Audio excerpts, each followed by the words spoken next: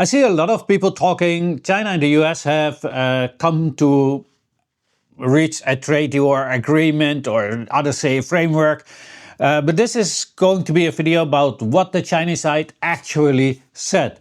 So as of October 27, 2025, the US-China-Malaysia trade talks, a final agreement has not yet been reached. But the two sides remain divided in key areas. The following are the specifics, the core differences. Rare earth export controls. US asked China to relax rare earth export restrictions to ensure that the electric vehicle and semiconductor supply chain of the industry can just maintain. China stressed that export controls are the important measure to safeguard national security, and the two sides are deadlocked on this issue. Agricultural trade.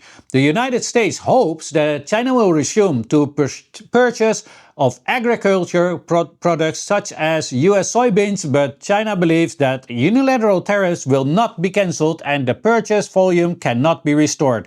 According to the data, China's import of agriculture products from the United States fell by 83% year-on-year, while Brazil and Argentina became the main alternative suppliers. The tariff threats. US threatens if talks break down, category cars of China, the equivalent of a 100% tariff on such products, may increase the tax rate to 155% in extreme cases. China's Ministry of Commerce responded that there are no winners in the trade war and said it has prepared a list of countermeasures covering agricultural products, energy and other fields. Progress in the negotiations. Blah, blah, blah. The fifth round of consultations took place on 24-27 October, Kuala Lumpur, Malaysia. The four-day event, longer than before, shows that the two sides attach importance to easing trade conflicts. China Minister of Commerce Wang Wentao, the first four rounds of consultations have proved that the two sides can find a solution through equal consultation, but the first day of the negotiations is deadlocked. So the follow-up developments, there are no clear results, but both sides have said that they will continue to communicate. The United States may be wooing allies such as the G7, etc. So what did we learn from this?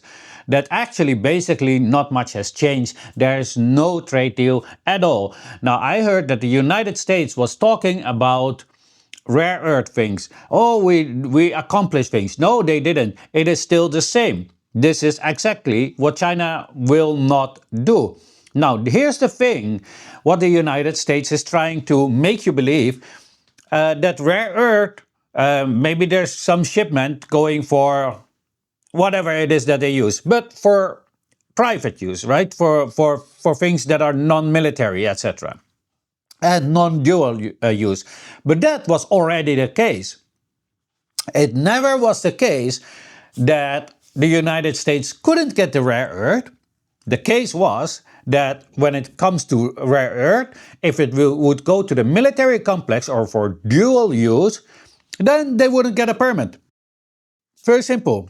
It is a permit to protect the national security of China.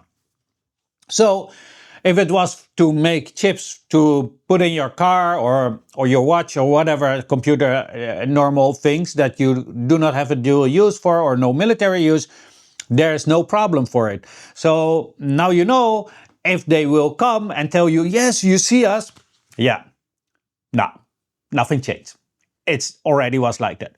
Anyway, you see the language is very, very different than from the American side. And here you see also the very, very different way of the politics. Why is it that the United States is boasting that they have come to an agreement and that Besant said, yeah, it's because of our tariffs, see it's working? That is because in the United States, they need to have propaganda to persuade the people, to believe that the people will believe in them. China works totally different. The Chinese politics on a totally different level. I'm not saying one is better than the other, but in China, the government needs to show the people tangible evidence that they actually have done something. So therefore, you see the language with them is like very dry. This is what happened, not much. Sorry, and that's it. They cannot afford themselves to say, oh yes, we make an agreement, blah blah blah, and then the people find out it's the same. This is going to be a little bit painful for the Americans. Yes, the Chinese people are way more critical thinkers than the American people, and it has its reasons. The reasons is grounded mostly in school. Chinese learn about politics, Americans don't. Very simple. They lack the ability to critical thinking, and the Chinese are learning critical thinking. And that is a real difference.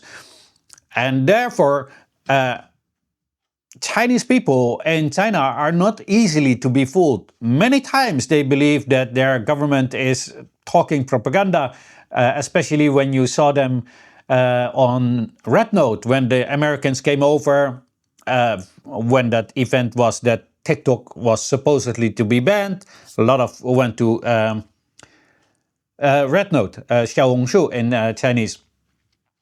And there they had these conversations between Americans and mainland Chinese. And those conversations were really funny. Conversation highlights were more or less like the Americans would say, oh, I really thought that you guys were oppressed. Now I see you actually have a really good and decent life. It is not like my government told you. And the Chinese side often was like, oh, I thought my government was, or our news was spewing anti-capitalist propaganda, but it is real that these situations are actually happen in your country. They see the difference? It is funny how things sometimes go. And I think this also should be a wise lesson, especially for the people in the West. Start to be a little bit more critical. As you can see, the two sides, the way they talk are totally different. It would be much better for China if they would be like boasting. But in the long run, the people will find out anyway that nothing actually happened. And then they are going to have a problem. Anyway, that was just something just to add on. It was not to bash people or say one is better than the other, just showing the difference. Maybe provoke the Western people to start to think about these kind of things and be a little bit more critical. Anyway, let me know what you all think of this in the comment section. But please keep it respectful. We're not uncivilized barbarians. Unlike some others, please like, share, and if you have not yet, then follow. And as always, have a great day. Your favorite half Chinese.